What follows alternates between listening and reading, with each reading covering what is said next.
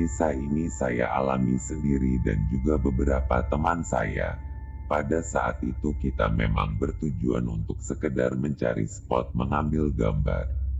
Karena kebetulan pada saat itu salah satu teman kami baru membeli sebuah kamera DSLR dan ingin mencobanya. Saat itu kami memutuskan untuk pergi ke sebuah daerah dataran tinggi dan kami sepakat untuk pergi ke daerah Ciwidey. Karena kebetulan rumah kami tidak terlalu jauh untuk menuju ke sana, kami berangkat menggunakan mobil dan kebetulan pada saat itu saya sendiri yang menyetir.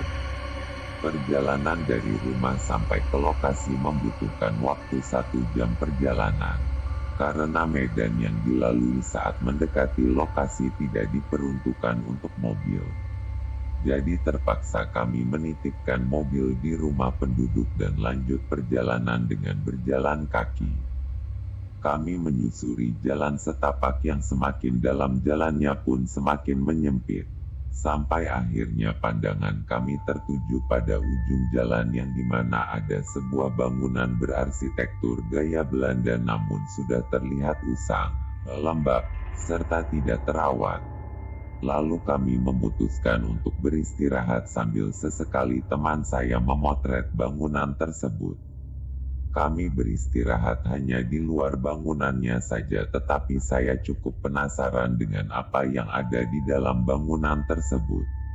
Lalu saya memutuskan untuk mengecek pintu masuknya dan ternyata bisa terbuka. Saya mengajak teman-teman saya yang pada saat itu hanya berlima termasuk saya untuk masuk melihat ke dalam bangunan itu. Begitu awal masuk perasaan masih biasa saja. Karena waktu itu pun hari masih sekitar jam 2 siang. Jadi cahaya masih bisa masuk ke dalam bangunan dan tidak terlalu gelap itu. Di dalam kami terkesima dengan bangunannya yang menurut kami bagus untuk kami berfoto di dalamnya. Lalu kami pun saling berfoto bergiliran sampai tidak tahu waktu dan hari pun berubah senja. Matahari mulai terbenam dan cahayanya semakin menghilang. Karena waktu itu tak terasa kita di dalam bangunan tersebut sudah 4 jam berlalu kami di dalam rumah itu. Kita memutuskan untuk pulang karena jujur suasana dan hawanya seketika langsung berubah. Tetapi kami masih berpikir logis karena ini dataran tinggi, jadi wajar saja jika dingin. Begitu kami akan beranjak dari tempat itu salah satu teman saya yang bernama Alfi mendadak berteriak tanpa kami tahu ada apa dan kenapa dia bisa berteriak sekencang itu. Lalu setelah berteriak itu karena melihat si Alfi panik kami jadi ikut panik dan bergegas keluar rumah itu. Sesampainya di luar kami menanyakan kepada Alfi kenapa dia berteriak tapi dia tidak mau menjawab.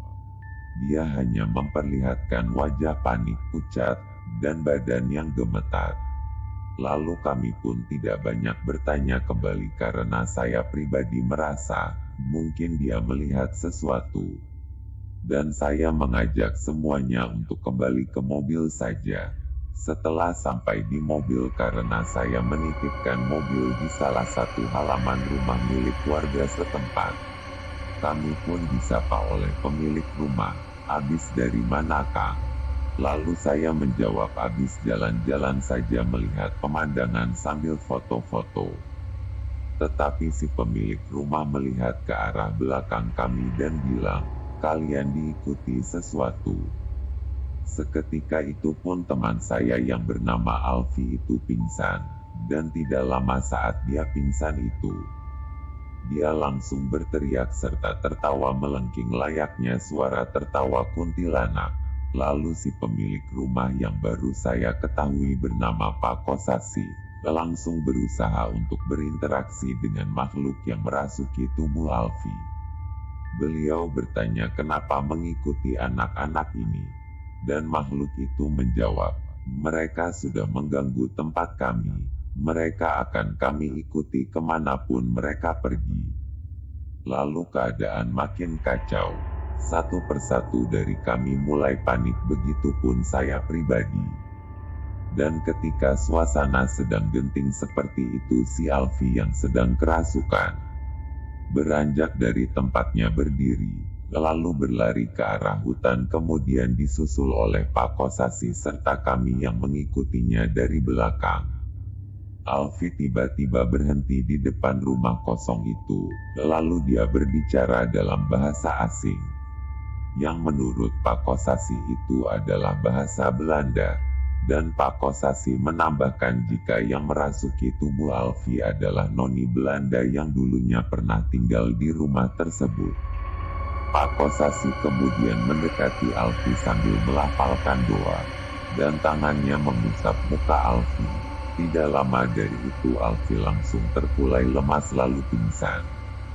Kami yang berada di sana langsung membopong badan Alfi ke rumah Pak Kosasi. Setelah sampai Alfi segera siuman, tetapi dia tidak mengingat kejadian yang barusan terjadi.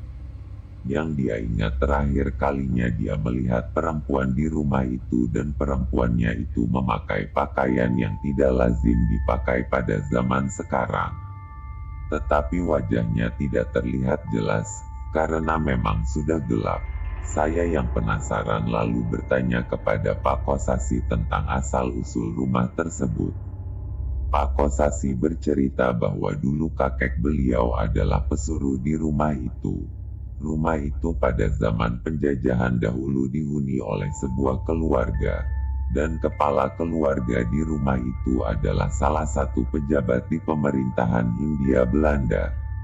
Di sana tinggal satu keluarga dari pejabat itu, antara lain istri dan kedua anaknya, yang satu perempuan berusia 17 tahun dan yang satu laki-laki baru berusia 8 tahun. Di saat itu sebelum Jepang datang untuk merebut kekuasaan, suasana masih normal saja. Namun seketika berubah saat Jepang mulai menduduki Pulau Jawa, keluarga mereka mulai terancam. Pada saat itu ada prajurit Jepang yang mulai datang dan mencari keberadaan si pejabat itu. Suatu hari ketika dini hari, terdengar dari arah luar rumah langkah kaki yang memang terdengar ramai. Semakin mendekat ke arah rumah itu, lalu terdengar suara tembakan disusul suara teriakan yang diketahui bahwa pekerja yang menjaga pintu gerbang tewas seketika setelah tertembak. Semua penghuni rumah terbangun dan mulai panik, tetapi si ayah yang sudah mengetahui bahwa dia sedang dicari oleh Jepang berusaha menyembunyikan keluarganya, tetapi dia sendiri akhirnya tertangkap oleh prajurit Jepang itu.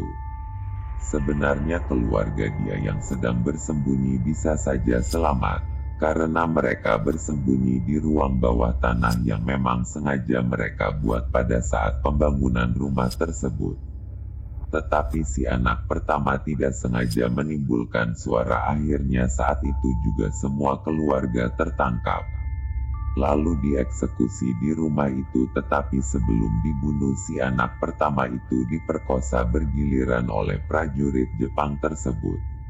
Lalu setelah puas melecehkan si anak perempuan itu pun tewas ditembak. Sisa keluarga yang lain dibunuh dengan cara dipenggal semua kepalanya. Waktu berlalu setelah kejadian tersebut, rumah yang tadinya terlihat sangat mewah seketika berubah menjadi rumah terbengkalai hingga saat ini.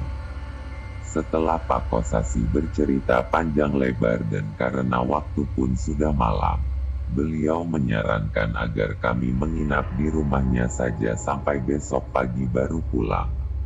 Dikarenakan bukan hanya ancaman dari makhluk tak kasat mata saja yang ada di daerah sini, melainkan ancaman dari orang jahat pun ada.